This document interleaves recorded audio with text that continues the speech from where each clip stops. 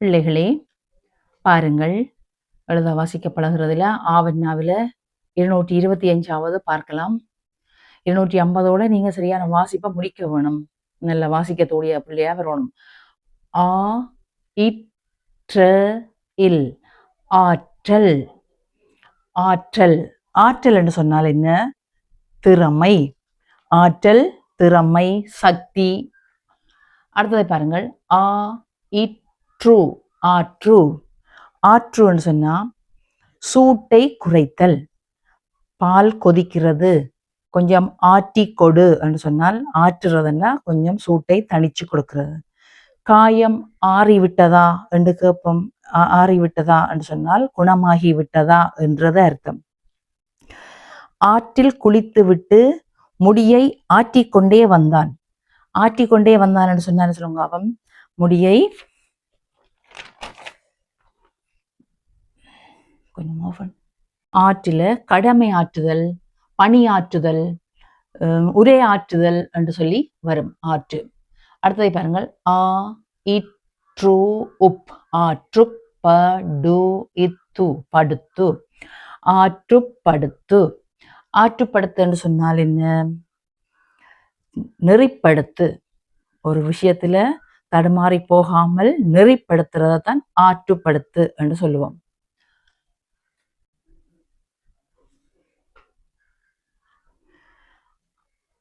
அடுத்தது பாருங்கள். ஆற ஆற அமர அமர.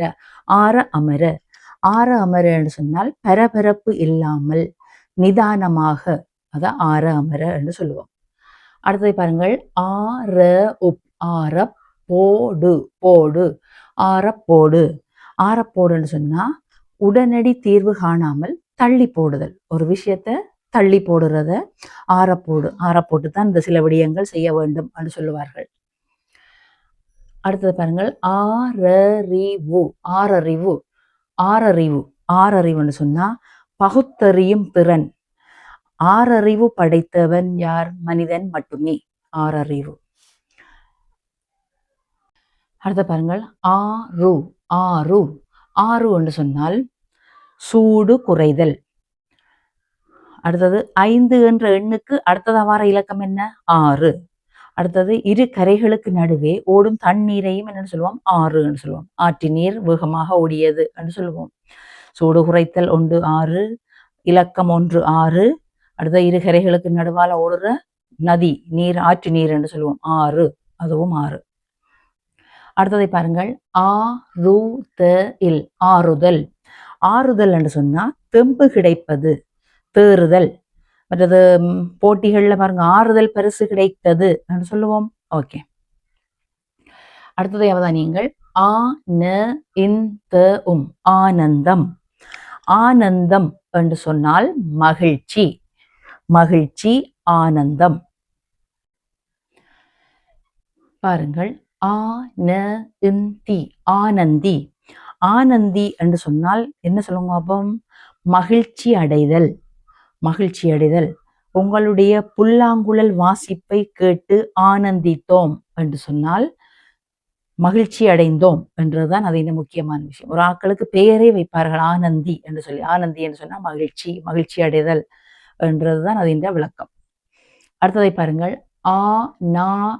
ஆனால். ஆனால் என்று சொன்னால் இரு கூற்றுக்களை இணைக்க பயன்படும் சொல் ஆனால். சுகம் வரும், ஆனால் ஆள் தப்பாது என்று சொல்லுவோம். அடுத்ததை பாருங்கள். ஆனை. ஆனை ஆனை ஆனை. ஆனை என்றால் யானை. யானைய ஆனை என்றும் ஒரு சொல்லால சொல்லுவோம். அடுத்ததை பாருங்கள். ஆஜர். ஆஜர் படு இத்து படுத்து. ஆஜர் படுத்து. ஆஜர் படுத்து என்று சொன்னால் என்ன? குற்றம் சாட்டப்பட்டவரை, குற்றவாளி அல்ல, குற்றம் சாட்டப்பட்டவரை விசாரணைக்காக நீதிமன்றில் கொண்டு வருதல் ஆஜர்படுத்து என்று சொல்லுவோம். ஆஜர்படுத்த கொண்டு வந்தோம், ஆஜர்படுத்தல். அடுத்தது பாருங்கள். ஆயான. ஆயான பாஹு. பாஹு. ஆயான பாஹு. ஆஜான பாகு என்று சொன்னால் என்ன சொல்லுவோம்? அருகி வரும் வழக்கு. இந்த சொல் அருகி வந்து கொண்டிருக்கிறது, இல்லாமல் போய்கொண்டிருக்கு. வெளி தோற்றத்துக்கு ஆஜான பாகுன்னு சொன்னா நல்ல உயரமும் உயரத்திற்கேற்ற எடையும் கொண்ட தோற்றமுடையவர்களை என்னென்னு சொல்லுவோம்? ஆஜான பாகு என்று சொல்லுவோம். நல்ல உயரமாயும் இருப்பினும் உயரத்துக்கு ஏற்றமான தோற்றமாயும் இருக்கும். அடுத்ததை பாருங்கள். ஆசாட, ஆசாட பூதி, பூதி, ஆசாட பூதி. ஆசாட பூதி என்று சொன்னால் அதுவும் அருகி வரும் வழக்கு. அருகி வரும் வழக்கு எப்படின்னு சொன்னால் வெளித்தோற்றத்துக்கு பொருத்தம் இல்லாத செயல்களை செய்பவன் ஆசாட பூதி. சரியோ? வெளித்தோற்றத்துக்கு ஒரு மேட்ச் இல்லாமல் ஒரு பொருந்தாத ஒரு விஷயங்களை செய்கிற ஆளை என்னன்னு சொல்லுவோம்? அவன் ஒரு ஆசாட பூதி என்று சொல்லுவோம்.